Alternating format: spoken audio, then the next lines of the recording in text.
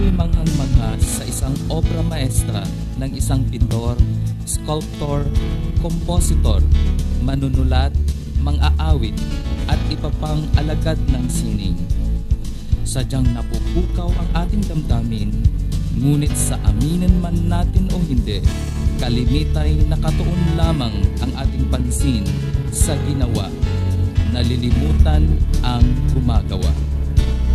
Lalong umaalab ang ating paghanga at pangunawa sa kahit anong uri ng sining kung bubuksan ang ating mata sa tatlong mahahalagang sangkap ng paglikha: ang ginawa, gumawa at proseso. Sa oras na ito, hayaan ninyong dalhin ko kayo sa Vegan Ilocos Sur. Handa na ba kayo? Sadyang kahanga-hanga ang vegan. Hitik na hitik ito sa bunga ng nakaraan. Bukod sa kanilang ipinagmamalaking Cultural Heritage Village, laging bukas ang pinto ng kanilang mga museo. Siyempre, hinding-hindi mo palalampasin ang burnayan ng vegan.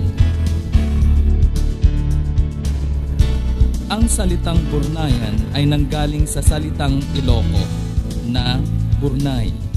Sa Tagalog, ito ay panga at sa Ingles ay jar. Ipapakilala ko sa inyo ang isang Ginoo na simple at napaka-ordinaryo sa ating paningin. Ngunit ang taong ito ang nasa likod ng burnayan sa vegan.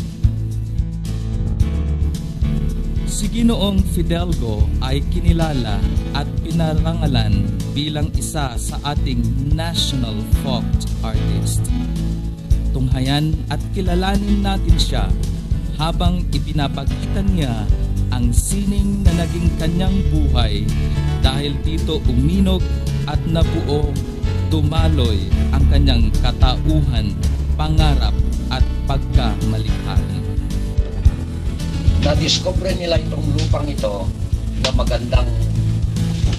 magandang gawing burnay. Ngayon, nung nalaman nilang mga Chinese, yung unang Chinese pumunta rito, nalaman nilang pwedeng burnay ito, umuwi ng China, kumuha ng mga ibang magagawa, mga skilled workers.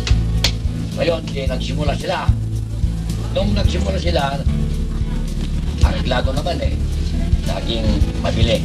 Kasi walang plastic Ngayon, yung taong yun, ang pangalan niya ay Pedro Go. Yung ang unang nagtayo ng kamarin dito. Nagtayo ng ganito, pagburnayan. Ngayon, nung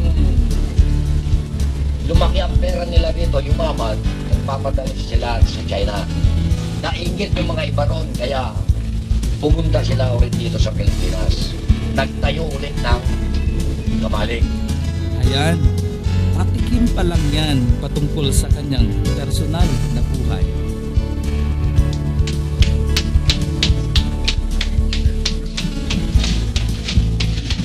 Ito ay hindi madaling gawin ito.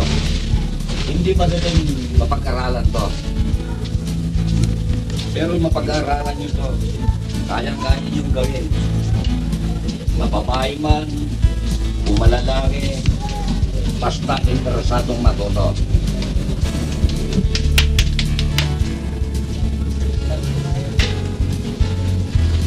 Okay, ma? Sige, ulit pa.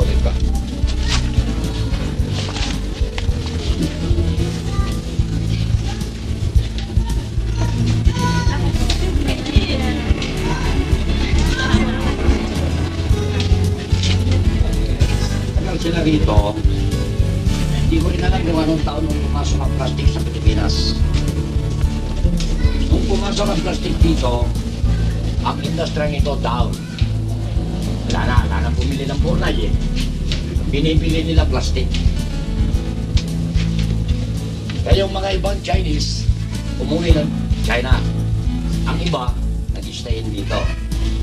Kasi may mga pamilya, kaya sa pamilya nila. Tulad ng father ko. Kita nyo? Kahit ang mga sikreto ng kanyang buhay pamilya ay walang kiyeme-kiyemeng inihayag ng ating artist. Kasi, ang gamit nila doon, yung kapay na malagig, nilalagyan nila ng tali, 2 tao magbibitbit. Yung nagkaroon ng plastic, ang isang tao, 2 plastic na. Pero nagkaroon ng problema nung buwan. Ngayon, ang naisip mo ngayon, gumawa ko ng mga iba-ibang shape, iba-ibang dekorasyon. Kaya napakarami ngayon. Kaya, yung ginawa ko yun, nagkaroon naman ng magandang katuparan, magandang buwan.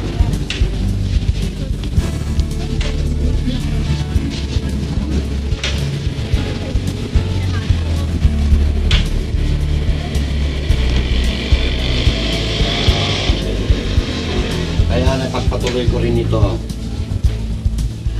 Kasi wala na ito noon eh. Ito kahoy ito eh. Dati gamit yung mga inchik, mga Chinese, kawayan, kabilog. Ito na nga in-invento ko. Hindi ko gaya yun eh. Pampakinis, at the same time, guider. Kasi yung kamay ko sa loob, itinitiin ko rito eh. Para tumaba.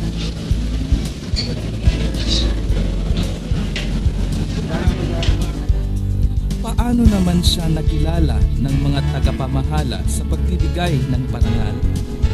Ano kaya ang napagdaanan niya bago kilalanin siya bilang national folk artist?